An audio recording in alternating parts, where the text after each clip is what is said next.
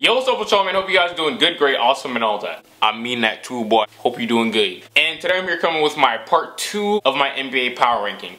I switched it up a little bit. Number 16 and 17 was between Clippers and the Philadelphia 76ers. If I had to bet my money on which player would stay healthier, Joel Embiid and Blake Griffin. And those two players are the key to their team's success.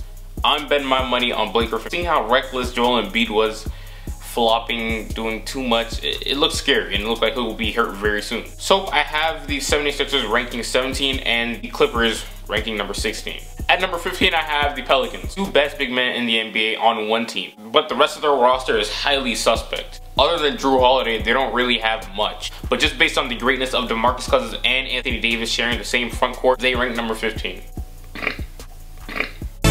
Hell no! At number 14, I have the Detroit Pistons. I don't know if you guys noticed, but Andre Drummond been hitting his free throws this preseason. And if you can do that in the regular season, he will be able to stay in the fourth quarter a lot more because other teams would just pull the hack of Shaq.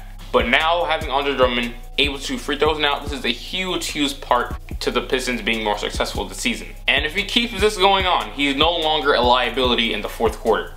And also, they have a super underrated player in Avery Bradley. I'm just letting you guys know, shouldn't sleep on him because Boston's success, he deserves a lot of credit from that too. With what he was able to do on the defensive end there. At number 13, I have the Miami Heat. Towards the end of last season, the Heat were one of the best teams in the league. Now, I'm not saying they will be that good going 30 and 11. They won't have such a slow start this season. At number 12, I got the Denver Nuggets. Last year, they were one of the NBA's best offensive teams. And also one of the worst defensive teams. So, the addition to my guy, P. Millie! Paul Millsap, P. Millie, that's what I like to call him. They should be slightly better at defense. He's not like a real true game changer, but he's a really good defender, all-around defender. Just overall a good fit next to Nikola Jokic. So they should be better. At number 11, I have the Trailblazers. Overall, with another year with this core, they should be better. And also with Yusuf Nurkic on the team now, this gets a load off of Dame and CJ McCollum's back. At number 10, I have the Toronto Raptors. Now, these past few years, they stayed just about the same.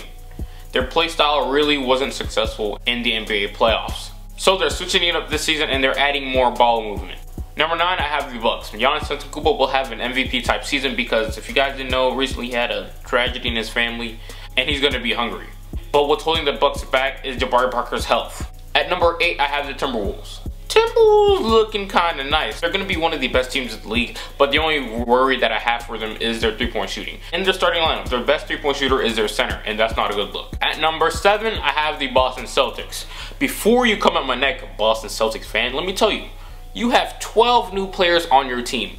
You damn near have a whole new roster. Yeah. So basically, this is a whole new team. Is it a good team? Yes, when you look at it on paper, but it's going to take some time for them to gel as a unit. So I have to imagine when the season starts, they're not going to be on the same page. But later on through the season, they're going to get the ball rolling, and they will be one of the better teams in the Eastern Conference. At number 6, I got my boy, John Wall from the 919. This season, a lot of people are sleeping on John Wall. John Wall is the best point guard in the Eastern Conference. I'm not hearing what anybody else has to say. I'm just leaving it at that. He will have an MVP type season. Otto Porter has something to prove, and also Bradley Beal and all those other guys are getting better overall. And they've had about the same core and unit for a little while, so they will be better.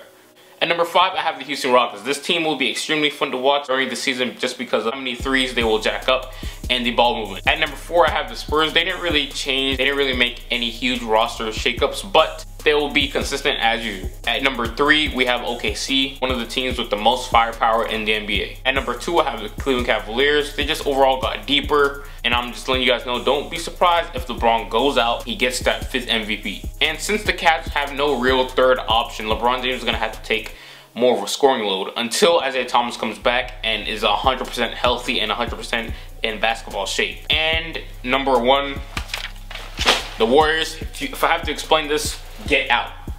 Simple. This is the end of the video. Let me know what you guys think, and I'll get right with you.